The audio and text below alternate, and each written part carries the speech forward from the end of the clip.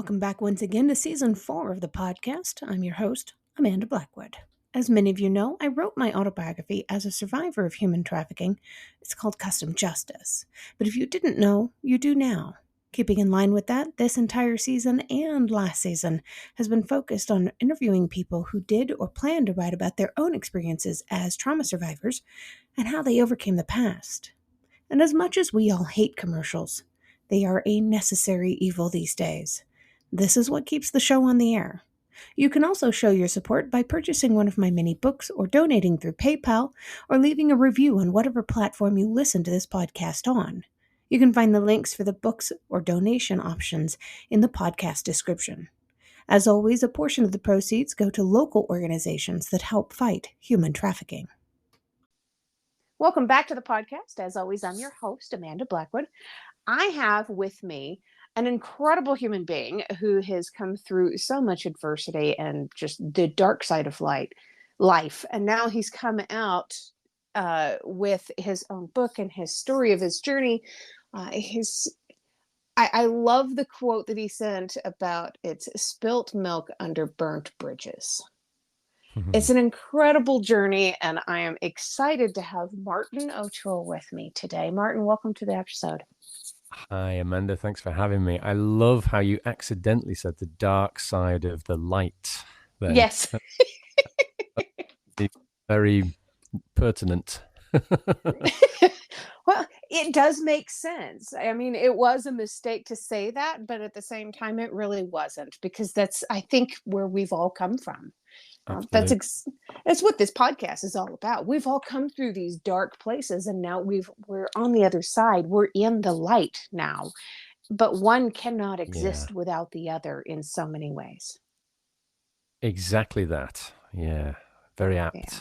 Well, thank you for having me. I'm very happy to be here. Yeah, absolutely. Tell us a little bit about where are you from? Well, I'm originally from Yorkshire in the United Kingdom, in the country of England, and I've been around a bit. I'm 47 now.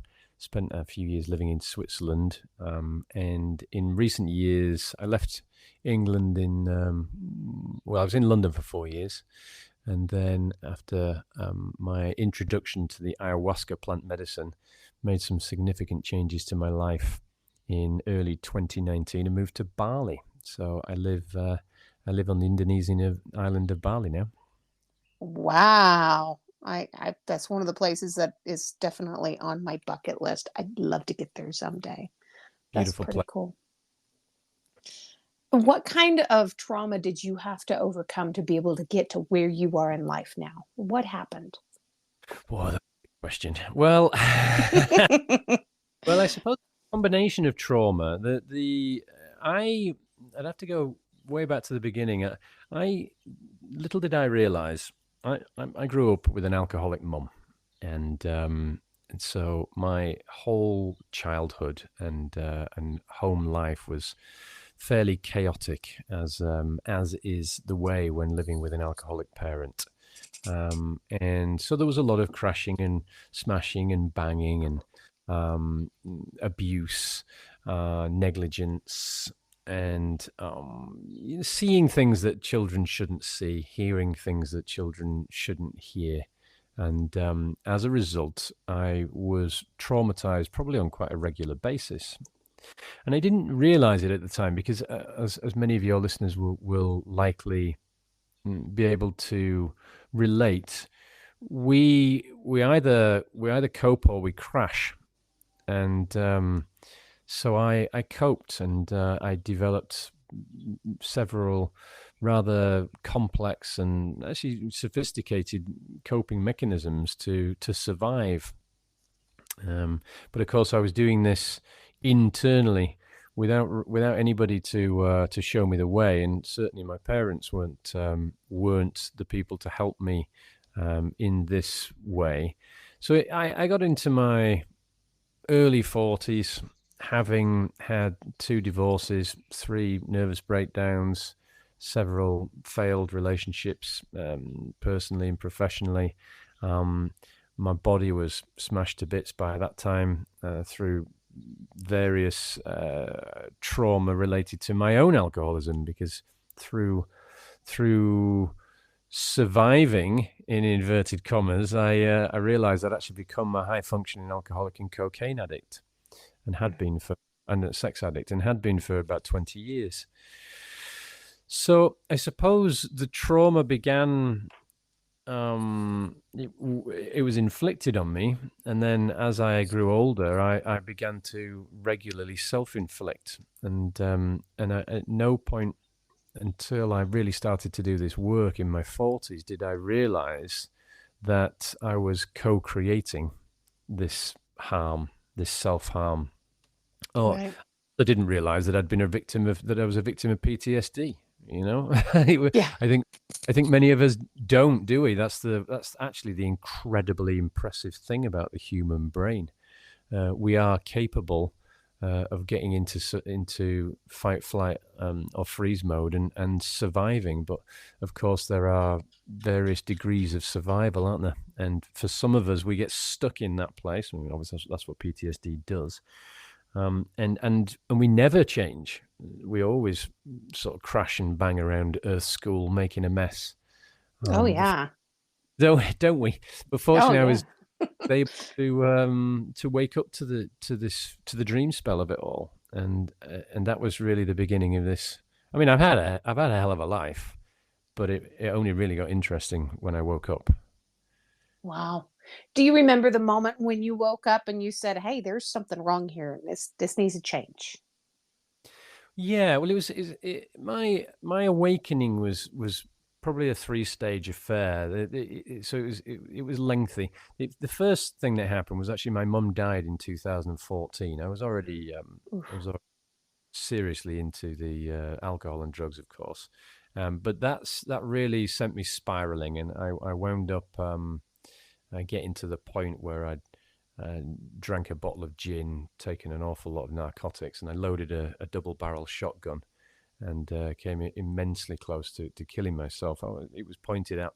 I mean, anybody listening who knows firearms knows that firearm safety is the first thing that we consider when you own firearms. So you never point a gun anywhere, even if you know it's not loaded. But here I was with 2 loaded barrels pointed right at my face, Mm. ready to go. My Beagle talked me out of it, which is there's a chapter in the book called "Last Night a Beagle Saved My Life," so you can read all about that. But I guess that was the beginning, because then I realized through the tram smash of grief that I had to do something to make changes. So I started to see a psychotherapist, and he was a phenomenal help, and a really, really beautiful guy who I said to him, "This is only going to work if you explain the science to me." Oh, So we started this pragmatic therapy arrangement, which was actually incredibly good for me. Instead of just sitting there and constantly just listening to me to listen to me moan, I would say, "Look, I've been thinking, doing, or feeling this week." And we would get into the science of it, and ultimately, very quickly, was able to link that back to my childhood trauma. And so then we started to work on ways, basically awareness techniques, I suppose. So that was the beginning of it. But then I suppose then the next the real big kicker was ayahuasca. So in early 2019, I was up in the Atlas Mountains in Morocco and introduced to ayahuasca plant medicine, and San Pedro Huachuma, which is mescaline. And I did a few days of working with those medicines. They say you're not supposed to make any major life-changing decisions for at least 3 months after that. So 3 days later, I was in my boardroom in my creative agency in London, and I said, "Sorry, guys, I can't do this anymore. I've had some realizations over the weekend." in Initially, one 3 days. of Did that so scare the crap out of you? yeah, it did. Yeah, it was terrifying, but it also put me instantly at peace. I realized that I was in the midst of my third nervous breakdown, that I was extremely depressed and very unhappy. And through the work that I've been doing with the medicine over those days, I saw so much of myself, so much of my trauma, so much of my pain, and so much of the facets of me that I'd always refused to see. So being faced with the reality of me, and done in quite a loving way, because that's what that medicine does. It's not a case of, hey, you're an asshole, good luck with that. That's not how those journeys work. Right. I was really excited to move forward with this realization, and so I did. And I gave away, sold everything I owned, and with 2 bags and a Beagle, I went to Bali, and I spent actually the first year in Bali not doing any work but the work. So I was very fortunate just to be able to go inward. You know, the 13th century Sufi mystic and poet Rumi once said, "Maybe you are searching among the branches for what only appears in the roots." A beautiful, Wow. beautiful piece of advice for someone who has been in the pursuit of unhappiness Yeah. for the majority of his life, and searching for so-called happiness in stuff and people and things and experiences, rather than ever turning any of that work to introspection. And So yeah, kind you of. mentioned you were on the verge of your third nervous breakdown. From what I've understood of the journey that people go through before they have a nervous breakdown, a lot of this is severe burnout from work, and a lot of the severe burnout from work is caused by an avoidance to having to deal with anything from your own past, anything traumatic. Was that kind of your journey? Yeah, 100%. Yeah. With hindsight, I used work just the same way I used alcohol, drugs, sex, pornography, any form of distraction. And ultimately, this is why we have the term workaholic. But I don't believe that we truly understand the nature of that. Ultimately, any of these distractions are fundamentally symptoms of something else. And the quicker we all come to realize that and fully accept it, and then do a really fair and authentic audit on our own lives, the quicker we actually will see that more of us have addiction problems than we could possibly fathom. But it's not the addiction that's the main issue. That's symptomatic. These are all things that we do. Of course, look at the mobile phone now. Look at our relationship with the cell phone. You know, I mean, who do you not know who's addicted in some bizarre way to those devices?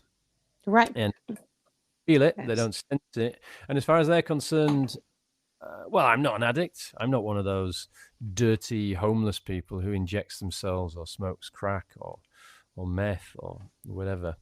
So there's, Right.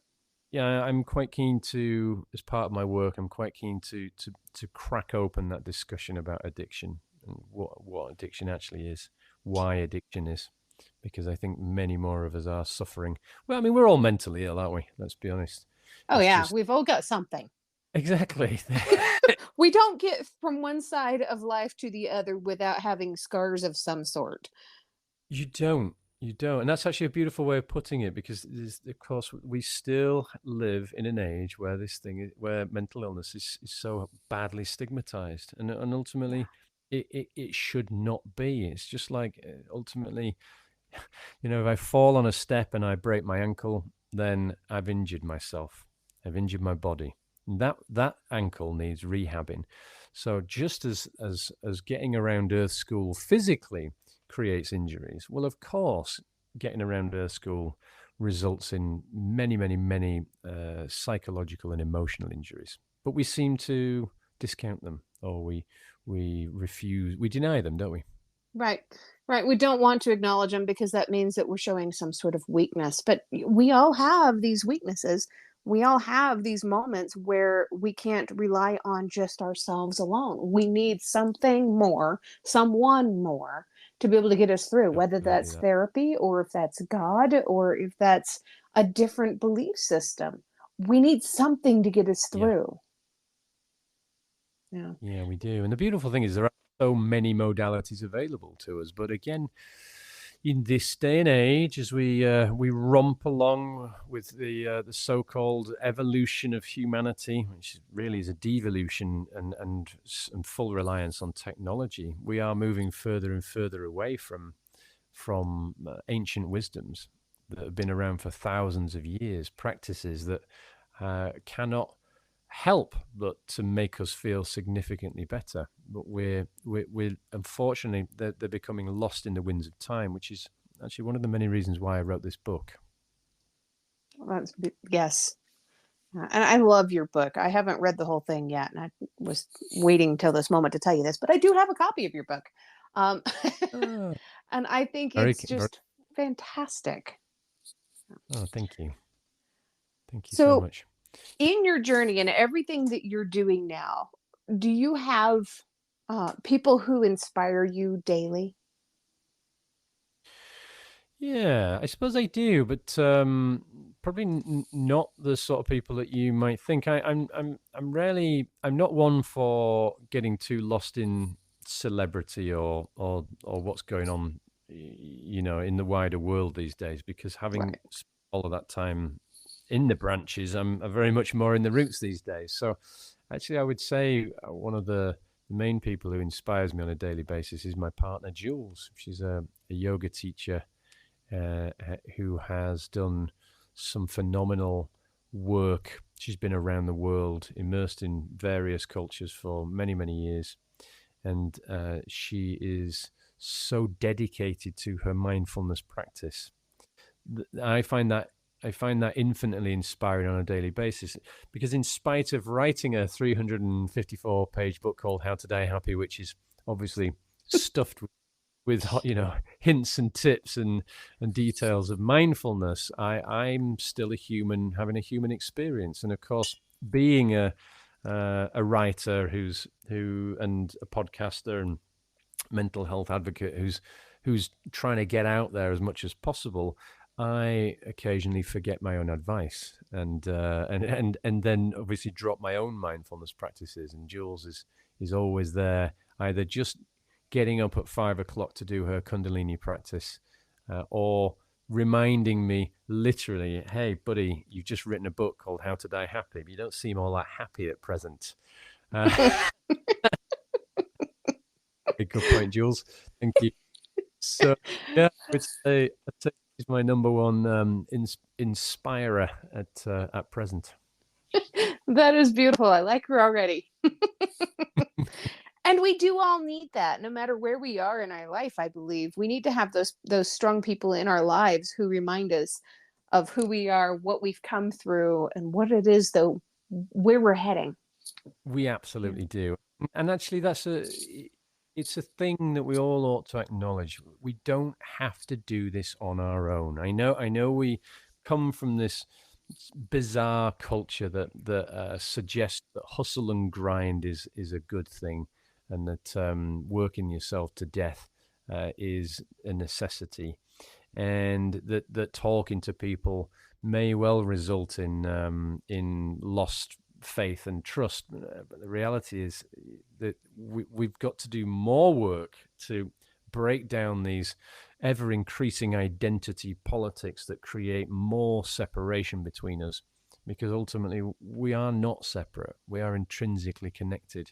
And in spite of all of the madness that's going on in the world at the moment to suggest otherwise, the key to a lot of this work lies in community, and being able to seek care from the right sort of people who ultimately do love us and ultimately do want the best for us. And this I didn't take this on for such a long time. I self isolated my entire childhood and adulthood, and it was only really not long after. Well, it was actually my therapist. It was actually after I nearly killed myself, where this guy obviously quite clearly realized I was on the brink. Although I was lying to him, I never told him I was suicidal. I denied being an alcoholic and drug addict. I don't know if you know this. In a study a couple of years ago, 91% of people lie to their therapists. As somebody who has been guilty of that in the past myself, I absolutely believe that number I totally. would. how many listeners are sort of nodding with a smirk on their face right now. Yeah, do it. But of course, we shouldn't do it. Newsflash: these people are here to help us. So if we're lying to our therapist, two things to consider: they're either a crap therapist, and we don't trust them, or we're mentally ill or have some neuroses and we have some trust issues, and we don't want Right. to. We don't want to face reality. Which is the more likely? For me, it was totally the trust. Well, with the first therapist, she was just a terrible therapist. Yeah, I telling that's her about my experiences with surviving human trafficking, I traumatized her, and she didn't know what to say. So I knew from then on I had to pull back. I she was couldn't ill. give her everything. Yeah, she couldn't handle it. And with my second Well, that means therapist, Mhm. you do have a story. I mean, I can Oh yeah. imagine that would. I can imagine that would blow the mind of many a mediocre mental health professional. Yeah, she was pretty new to the industry, and it was hard for her. I think I almost scared her out of that industry. Um, Yeah. that was hard, and with the second one, I started trying to pull back a little bit until I realized that she had already worked with several of my survivor peers. I was like, Okay. oh, I can be a little bit more open with her, but I still can't tell her this part, and I still can't tell her that part. And it was deep-seated trust issues. Yeah, yeah. I mean, obviously, always a good reason why we do all of these things, but if we are lying to these people, or if we're lying to the people in our lives that count, then of course we're in danger of never fixing that work. That's the primary issue, isn't it? Yes, And absolutely. Yeah. for me, One of the yeah, stages of trauma is denial. And while the basis of that means to deny that the trauma ever happened, what a lot of people don't realize is that there's little trickles of denial through everything else that you do.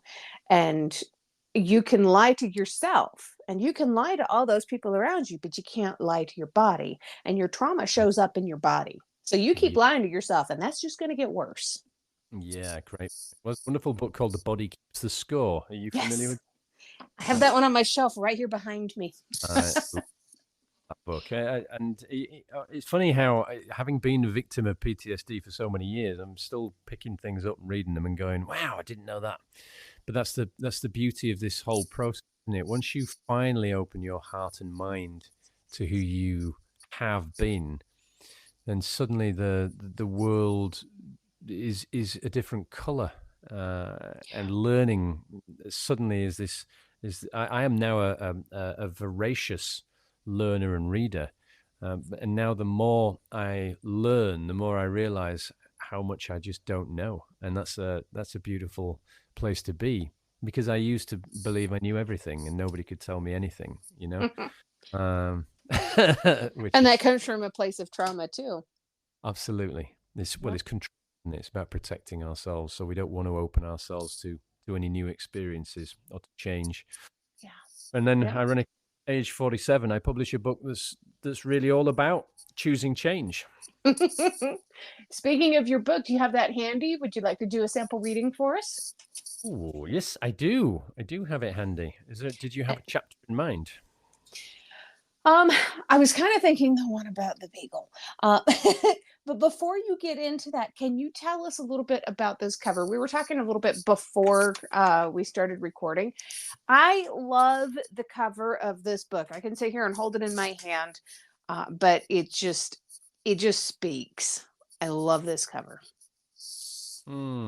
Thank you. Well, yes, it was an evolutionary process. I used to own creative agencies. So I'm a creative guy, of 25 years in the marketing industry. But I have a wonderful colleague and friend called Josh Kimnell, who's in London, and he worked with me in my last agency, and he's my go-to guy to bring my ideas to life. So yeah, I already knew I wanted to call it How to Die Happy. I have a podcast called How to Die Happy, but we started out with this sort of handwritten font. So the title of the book, the How to Die Happy, that's his handwriting actually, and so it's very unique. You can't have that font. specific to the book. And we started out with this idea of lessons and a hill, because I don't like to think of lessons as linear. I think they're spiral. And so the original idea had this hill with the sun on the top of it, with this spiral sort of pathway. But it was such a bulbous shaped hill that I said, you know what? Actually, if you like raise that up onto the cover, and then we drew the rest of a human head, then that could be the top of an enlightened head. And then I started thinking about the Buddha and visuals of the Buddha, the nice sweeping eyebrows and the eyes closed. So we ended up with this really simplistic line drawing of an enlightened human head with this funny little spiral hill on the top.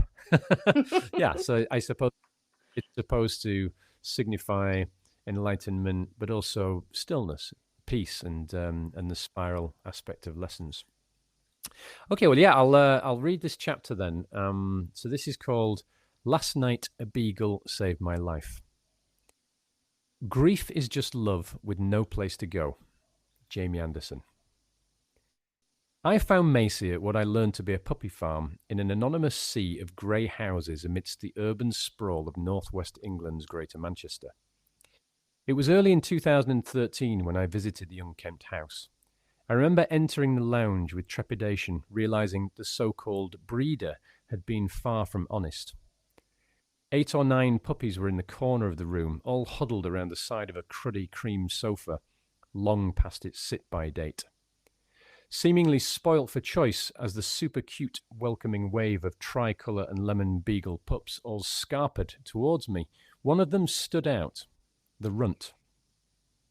As the others bullishly rushed to the front of the pack to be the first to greet me, the little one held. Sorry, I can't read my own writing. Let me just adjust my glasses. It was almost as sorry. Start again. As the others bullishly rushed to the front of the pack to be the first to greet me, the little one shyly held back, staring inquiringly. It was almost as if she already knew me. As she tentatively shuffled my way, I did the same, cautiously parting the sea of eager fluff muffins and providing nonchalant head pats to the others until Macy and I stood toe to toe. The moment I picked her up and brought her face close to mine, feeling the tiny, cold, wet, black button nose touch my own, I knew that this pot-bellied pup and I would be friends for life. And so, regardless of the lacking paperwork, I handed over a wad of cash and exited gladly, the squeaking fur balls safe and sound in my arms. For 6.5 years she was by my side. My play pal, sofa-sharing, hug buddy, and pub-visiting partner in crime stuck with me through some of the darkest years of my colourful life. What a pair we were. Free of even a whiff of anger or irritation, Macy O'Toole was a friend to all.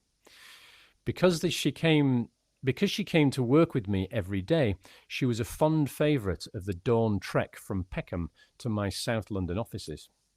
Brightening the early mornings of the downtrodden daily commuters, Macy trotted carefree across London Bridge train station, keen to arrive at work to check in with her pack, my fantastic Fists of Fury team. We gave her a job title at the creative agency. She was the head of Tales and Marketing. The daft mutt even starred in YouTube videos, which we dubbed Macy's Pause for Thought. Often, my ex-girlfriend and I would proudly declare, "Everybody loves Macy." We even had a song for it. When Baguette Nose and I arrived in Bali in 2019, my little friend, who would swim fanatically in the River Thames, had the gleeful epiphany that the Bali Sea was now in her back garden. She quickly became famous and beloved by the many faces along the beach. Locals, tourists, fishermen, and hospitality workers waved and greeted her on our daily walks. She would cause people to laugh out loud as she wandered up and down the beach with sticks so ludicrously oversized that pedestrians would dive from the path to avoid a shin battering. Part beagle, part dolphin, my marginally mad mutt would unsubtly and relentlessly encourage people to throw sticks in the ocean for her, just so she could rescue them repeatedly. Her passion for the sea often made me wonder whether she'd been a sentient sea creature in a past life. In the last chapter, I began describing how close I came to killing myself. As many of you know, when one is gripped by the insurmountable wall of depression, it's common to lose all sense of rational thought. And as the mania and crushing weight becomes unbearable, it's easy to conclude that you're doing everyone a favour by ending your life. Alas, with a bottle of gin and various narcotics inside me, I'd also conceived this a sensible option. So there I was on the sofa in the dark with 2 cartridges in my double-barreled gun, safety off, and the scary end of the bang stick pointed in the wrong direction. I surmised I would feel nothing, and if it did hurt, I deserved it. Besides, it would be worth it to erase the incessant vortex of guilt, worry, and shame swirling in my head.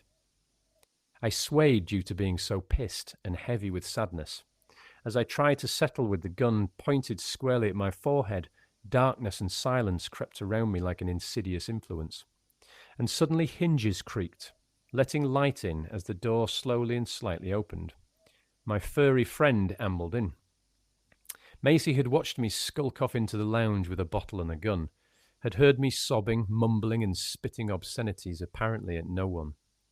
Clearly disapproving of my plan, she walked in, plunked herself next to the gun, and looked up at me.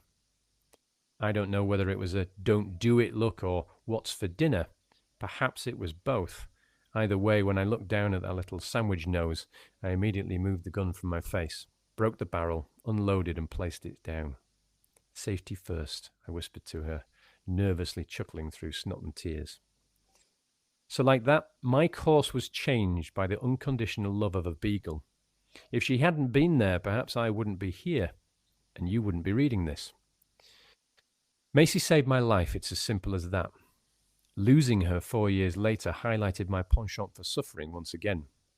However, it was also, ironically, a powerful lesson in grasping the universal concept of impermanence. In June 2019, just 2 months since we'd traversed the planet to start a new life in Bali, my little sandwich-nosed compadre went missing from our garden on the beach. I launched and maintained an island-wide search for her, gaining national coverage and even making several appearances on Bali TV's evening news. Despite a hefty reward and so much unfathomable loving kindness from people all over the island and friends and strangers worldwide, Macy didn't come home. As the days went by with no news, an old pal, Dan, a Buddhist, contacted me from England suggesting I might wish to prepare for a grave lesson in impermanence, anicca. I remember internally questioning whether I had already accepted the worst or perhaps the thought was entirely inconceivable. Nevertheless, I reluctantly took heed of his words and, for the first time, began entertaining the idea of what life would be like without ever seeing Macy again, never having said goodbye. Having never said goodbye. Weeks went by without a word or sign. Then in August, my friend Teray introduced me to Angela, a respected and compassionate animal communicator in South Africa. Animal communicator. I had no idea such a profession existed, but a little research told me they're a widespread phenomenon, as surprising as that may be. Out of options and open to anything, I contacted Angela. I gave her the bare minimum of information, some photos, the dog's name, and where she was last seen. I asked if she might help me find Macy's location. 2 days later, I received the following message. Dear Martin, I have picked up that Macy has crossed over the Rainbow Bridge. I am sorry to tell you that your Anum Cara, soul friend, is not here anymore. Not in the physical sense. I am deeply sorry for your loss of this friend and soulmate, though she does wish to talk to you. I was skeptical yet curious to hear more and requested as much. A few days later, I received another message. From Macy, I am grateful to speak, to let Martin know what my story is, that I miss him and am grateful for the friendship and love he gave me. We have travelled a long journey together. We have an opportunity to shine our souls in unison, once again, to extend ourselves into a new future. On the day I left him, I woke up tired, a deep tiredness in my heart. The tiredness became a stress, and the heat of the day seemed to make it worse, so I walked to find deep shade. I needed the cold earth against my body. She says that you are not to feel guilt, you are not to feel despair. You are an incredible human who cared for her and put her needs as equal to your own. Your service and love are so gratefully received. She says that you needed the release of loyalties to an old life, that you needed a clean break, a reset of sorts. She merely facilitated the shift and took the ends to be tied off on the other side. She has created an opportunity for nothing to pull you backwards out of alignment with this new life you are creating. Angela added, also, know that while you might experience her body as gone, her spirit is an intrinsic part of your life purpose. To honor yourself completely with compassion and forgiveness opens new avenues for your souls to work on the earth together again. She says that you can let go of sadness. She can only come back when you look for love inside. I received this bittersweet note at the end of a long trip across Bali. My dead dog's WhatsApp message filled me with a joy and broke me in two simultaneously. I didn't want to believe it, yet the details and depth were so uncanny, especially coming from a complete stranger who knew nothing of mine and Macy's lives together. A WhatsApp message from my dead dog. That night, my sleep was busy with dreams. I was with Macy again. She was curled up in a diamond-shaped space between my crossed legs, as she always had in the past as I meditated. We were happy. We were love. Angela's message also mentioned the location where Macy died. She identified an area close to my house where I'd find a bamboo bridge in the deep shade of the trees. The following day, my friend Richie, his kids and dog, Macy's friend Rascal, helped me search for her. As we trudged through the constant mesh of knee-deep green, I wondered how far her tired heart might have taken her before she succumbed to the overwhelming pressure, eventually seeking solace in the deep shade. The sun blazed that day. My t-shirt stuck to me with a mix of dirt and sweat, and despite its strength, the sea breeze could not alleviate.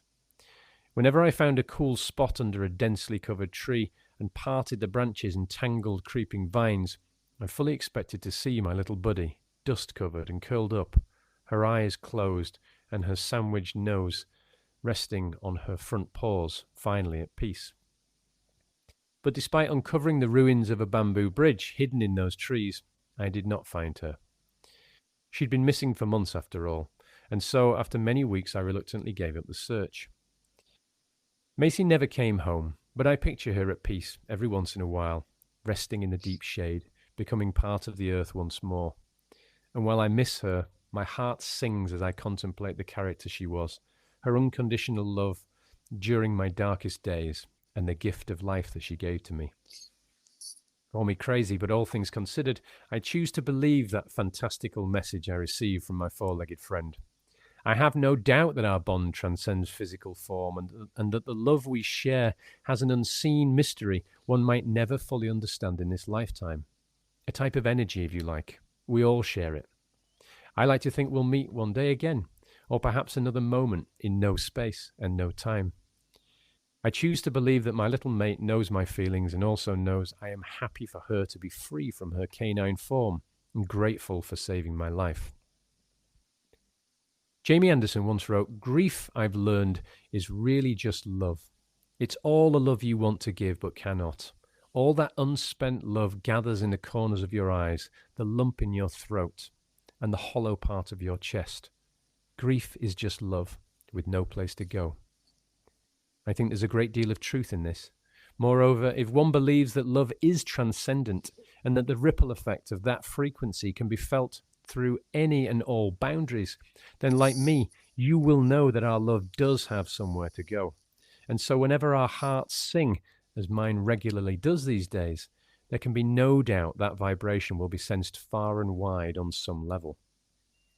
Believing in Angela's message isn't really the point, though. My lesson was likely, as my Buddhist friend forewarned, to accept the loss simply as another event in my life, to receive further proof of a universal law that nothing in life is permanent. A test inviting me to choose to suffer or suffer not.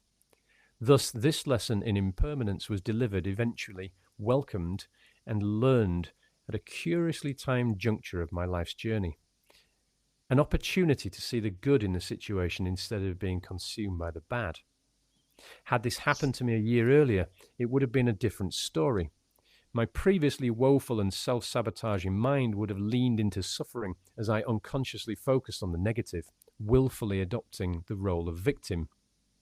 But this time, there was no crippling fear nor irksome and extended suffering.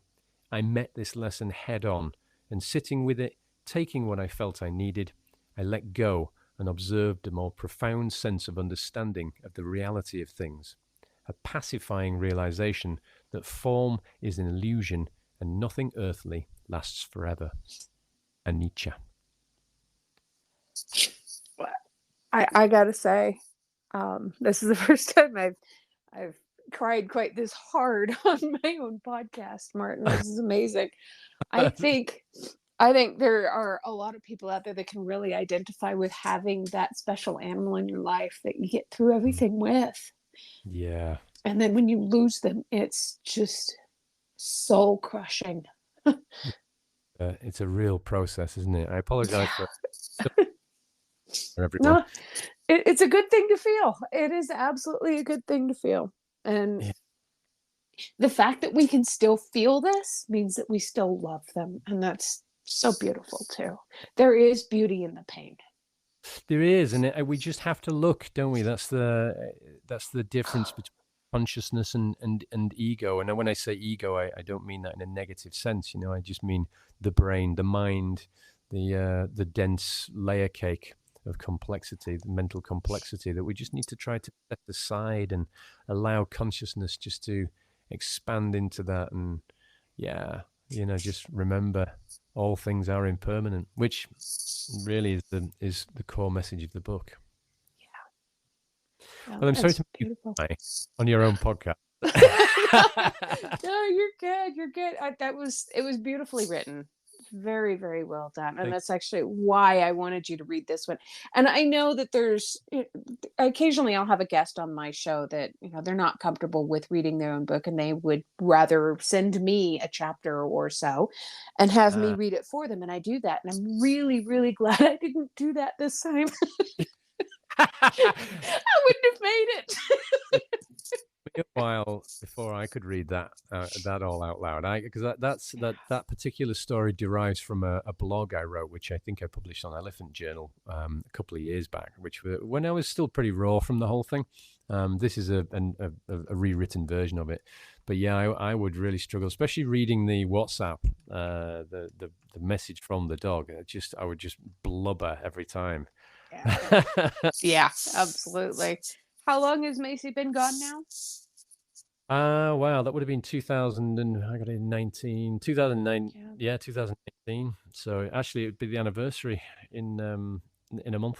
So Oof. yeah, bless her. I have two new dogs now. I've got two sisters, Ati and Muda. We rescued them, two little pups that we rescued from some monkeys up in the jungle. That Apparently, sounds like another they were story. yeah, they were apparently going to be monkey fodder had they not been rescued. So yeah, so I've let that energy back into my life, and I have to say it's most welcome. They are. I like to refer to dogs as angels in fur coats. I don't know if you can relate, but I think cats are the Oh, same. yeah. I grew up with dogs basically my entire life for many, many years. And only Yeah. in, gosh, what was it, 2008 now, I guess, I got my first cat. And he and I Mm, went through so much together. And he was such a wonderful little guy. And I still miss him so much. But yeah. he was my Macy. You Yeah. know, Yeah. They just he, know, don't they? yeah, No, they yeah. do.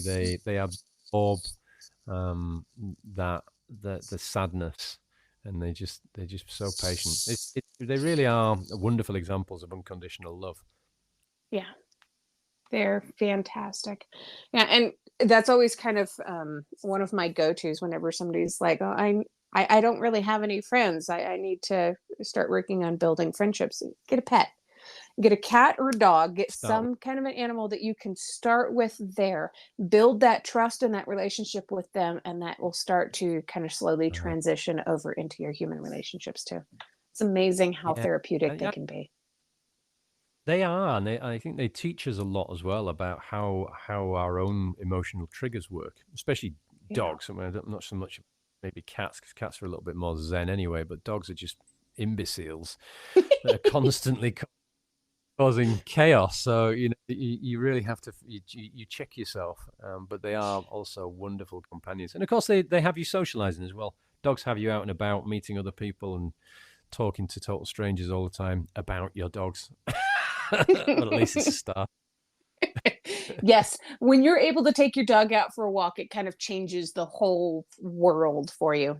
It People do want does. to talk to you about your dog. They want to chat, and even when you don't feel like it. And sometimes you're going to feel really rude for turning those people away, but it's also important to have those healthy boundaries when you're like, I am not talking to anybody. Yeah, I'm in my zone. Yep. Leave me alone. Yep. And it's also a great way of kind of brightening up your day, just having a random conversation with somebody, even when you are in one of those moods.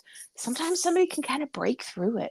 It's kind of cool when they do. You- yeah, and of course you're also getting vitamin D. I mean, lest we forget, something I Oh, talk about in the book is that some of the basics, some of the basics that cause depression in the first place, that many of us completely fail to see, and they are really in three territories: consumption, rest, and of course movement. So if we are feeling down in the dumps, the best one of the best and quickest thing to do is to get outside, to move, and obviously if you can take your socks and shoes off and actually stand on the earth, get your grass, get the grass or the soil or the sand in between your toes, so you yeah. can recalibrate the Schumann resonance of planet Earth. That's definitely one of the things that I miss about living in California and being right on the ocean is going out there Mm. and just walking along the beach. Sometimes the beach was really nasty too. We'd have oil like washed up on the beach, and I called it seal poop. It was Oh, sticky and gross, and but it was still worth it to go out there and walk along the sand. And we get a lot of grass and stuff out here in Colorado, especially the way it's been raining lately, and it's beautiful. just gorgeous now. So, Yeah, and best it's way. nice to have that connection. Well, I'm lucky to do that in Bali, and like that, I think people tend to measure how good their day's been by how much sand there is between their toes here, which is nice. That's amazing. What a great way to look at it, too. Well, I'm going Right. to make sure that I include all these links. You've got a couple of different podcast links. You've got your Instagram links, your Mm. website, also the Amazon page for people to go out and purchase your book. I'm going to make sure that all of that is included. Do you have anything else that you need to make sure that I add in there? Thank you, Amanda. No, I don't think so. I think if you Okay. include all of people know where they can find me, and I have a newsletter that I'm advised by my marketing advisor to produce twice a month, but quite clearly I'm failing at that. So it's it's it's a monthly newsletter at the moment. But if you enjoyed what I just read, then obviously the newsletter includes an article or two once a month or twice a month if I can do it. So yeah, feel free to subscribe to the newsletter. You can do that via the website, my book website, howtodayhappybook.com. Awesome. And one That's last it. question before I let you go. We'll end this on a high note. What is one thing that you love about yourself that's not related to your physical appearance? Oh, well, I would say the thing I really love about myself these days is that I have learnt to love. That might be a slightly confusing or meta statement, excuse me. But when you spent 40 odd years of your life not truly understanding how to love either yourself or others, when you finally work it out, it's a thing to be beholden, and something for which I am grateful every damn day. If you've enjoyed tonight's episode, please make sure you check out the episode description. There you'll find links on how you can learn more about this guest, links to connect with them on social media, and how to support the podcast. Remember, I don't get paid to do this. My boss is a bit tight fisted. I can say that. I work for myself. In short, this show really is all about the guest. If you've enjoyed their interview, please feel free to let them know. You can also tune in to my other podcast, Growth from Darkness, which is co-hosted by a lovely lady from Australia. We talk about what trauma responses are and healthy ways to move beyond the past. For more information, just go to growthfromdarkness.com. You can also follow us on Facebook at facebook.com/growthfromdarkness.